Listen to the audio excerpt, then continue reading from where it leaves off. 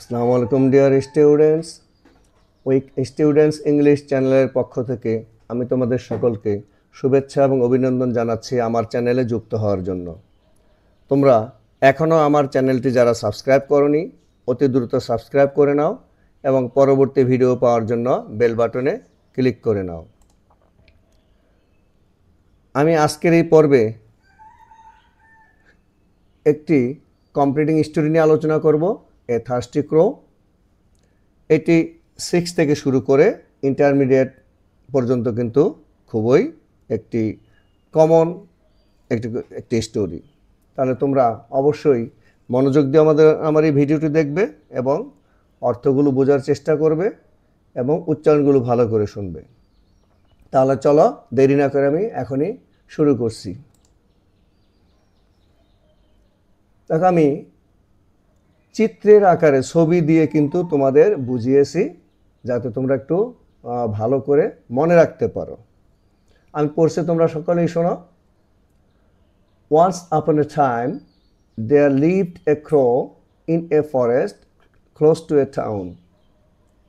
In a hot summer day it flew for a long time and it was extremely thirsty. It looked around for drinking water but wasn't able to find water anywhere.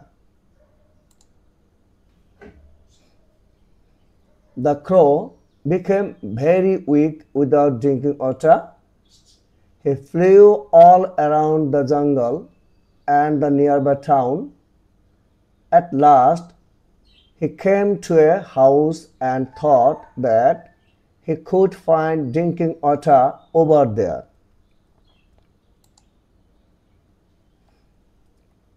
He saw a pitcher near the house. He saw some drinking water inside the pot.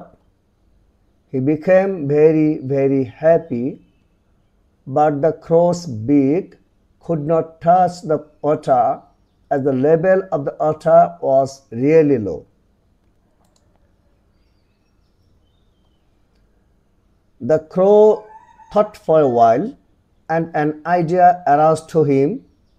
He thought, if I throw pebbles in the pot, the level of the water will go up. Then I will be capable of drinking the water easily. Thinking this, the crow searched around. He saw some small pebbles lying on the floor nearby.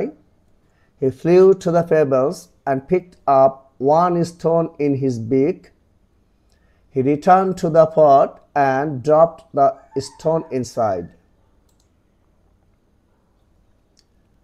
After a lot of effort, the level of the water increased to the rim of the pot. The crow was very happy. He dipped his beak in the drinking water and began drinking the water. The crow quenched its thirst and flew away. তাহলে শিক্ষার্থী বন্ধুরা, তোমরা কিন্তু এখানে একটা জিনিস দেখলে, এটার মোরালটা তোমরা একটু দেখে নাও যে willingness and determination can achieve anything. Willingness, ইচ্ছা, এবং তোমার দৃঢ় পরিকল্পনা, তা যদি তোমার কি করতে পারে, যে কোনো কিছু তুমি অর্জন করতে পারো। ডিটারমিনেশন, দৃঢ় সংকল্প। উইলিংনেস, ইচ্ছা। দেখো, উইলিংনেস ইচ্ছা এবং দৃঢ় সংকল্প। তোমার যদি ইচ্ছা থাকে এবং তোমার দৃঢ় সংকল্প থাকে, সে অনুযায়ী তুমি যদি কোনো কাজ করো তাহলে কিন্তু তুমি সব কিছু অর্জন করতে পারবে। যে কোনো কঠিন কাজ তোমার কাছে তখন এটা করা আর দুঃসাধ্য থাকবে না, এটা করা সহজ হয়ে যাবে। আমি এবার গল্পটি একত্রে লিখেছি এবং আমি আরও একবার এটি তোমাদের পড়ে শোনাচ্ছি। তোমরা সেটি পড়ো, আমার সাথে সাথে মনে মনে পড়ো এবং তোমরা পরবর্তীতে বেশ কয়েকবার এটি একটু উচ্চারণ করে শব্দ করে তোমরা পড়বে। তাহলে দেখো, গল্পটির নাম হচ্ছে এ thirsty crow.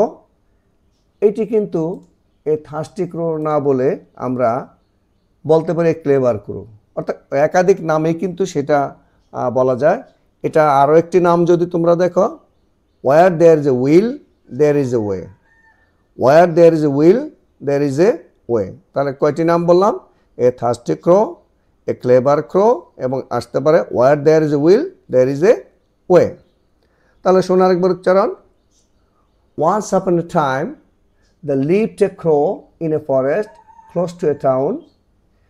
In a hot summer day it flew for a long time and it was extremely thirsty. It looked around for drinking water but wasn't able to find water anywhere. The crow became very weak without drinking water. He flew all around the jungle and the nearby town. At last he came to a house and thought that he could find drinking water over here. He saw a pitcher near the house. He saw some drinking water inside the pot. He became very happy, but the crow's beak could not touch the water as the level of the water was really low.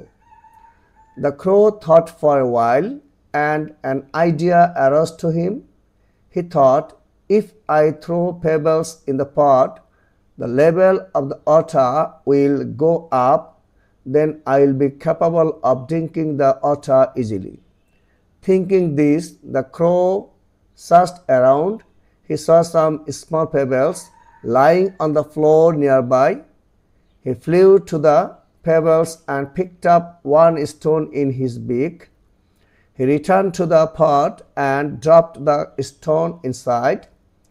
After a lot of effort, the level of the water increased to the rim of the pot.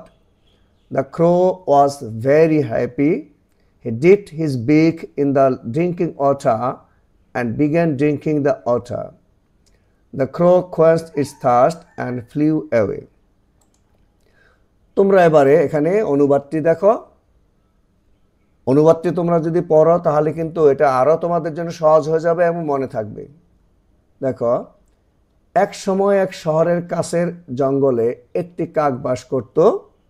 গ্রীষ্মের এক প্রচণ্ড গরমের দিনে সে অনেকক্ষণ ধরে উড়ে বেড়ালো এবং প্রচণ্ড তৃষ্ণার্ত হলো। পানির জন্য এদিক ওদিক খুঁজলো, কিন্তু কোথাও পানি খুঁজে পেল না। পানি না পান করে কাকটি খুব দুর্বল হয়ে পড়েছিল। সে জঙ্গল এবং কাছের শহর ঘুরে ঘুরে বেড়ালো। অবশেষে একটি বাড়িতে এসে ভাবলো যে এখানে পানি পাওয়া যাবে।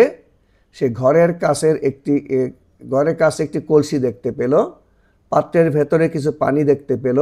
সে খুব খুশি হলো, কিন্তু কাকের ঠোঁট পানি স্পর্শ করতে পারল না, কারণ পানির স্তর সত্যিই কম ছিল। কাক কিছুক্ষণ ভাবলো এবং তার মাথায় একটা বুদ্ধি এলো।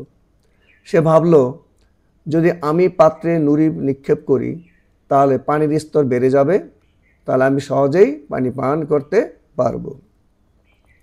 এই ভেবে কাকটি চারপাশে খুঁজতে লাগলো। সে কাছেই মেঝেতে পড়ে থাকা কিছু ছোট নুড়ি দেখতে পেল। সে নুড়ির কাছে গেল এবং তার ঠোঁটের মধ্যে একটি পাথর তুলে নিল। সে পাত্রের কাছে ফিরে গেল এবং পাথরটি ভিতরে ফেলে দিল। অনেক চেষ্টার পর পানির স্তর হাড়ির কিনারা পর্যন্ত বেড়ে গেল। কাকটি খুব খুশি হলো। সে পানিতে তার ঠোঁট ডুবিয়ে পান করতে লাগলো। কাকটি তার তৃষ্ণা নিবারণ করে উড়ে গেল। তাহলে শিক্ষার্থী বন্ধুরা, আমার ভিডিওটা যদি তোমাদের ভালো লাগে তাহলে অবশ্যই লাইক করবে এবং শেয়ার করে তোমার পরিচিত জনদের নিকট পাঠিয়ে দিবে, যাতে তারাও এটি থেকে উপকৃত হতে পারে। অবশ্যই তোমরা কমেন্ট করবে এবং আমার চ্যানেলটি সাবস্ক্রাইব করে না থাকলে অবশ্যই সাবস্ক্রাইব করবে। এই গল্পটি কিন্তু ষষ্ঠ শ্রেণী থেকে শুরু করে সে ইন্টারমিডিয়েট পর্যন্ত খুবই গুরুত্বপূর্ণ। এটি কিন্তু মাথায় রেখে তোমরা অবশ্যই এটি ভালো করে পড়বে এবং তোমরা মনে রাখার চেষ্টা করবে। তাহলে শিক্ষার্থী বন্ধুরা, আমি আজকের ভিডিওটি এখানেই শেষ করছি। ইনশাআল্লাহ পরবর্তী ভিডিওতে আবার দেখা হবে।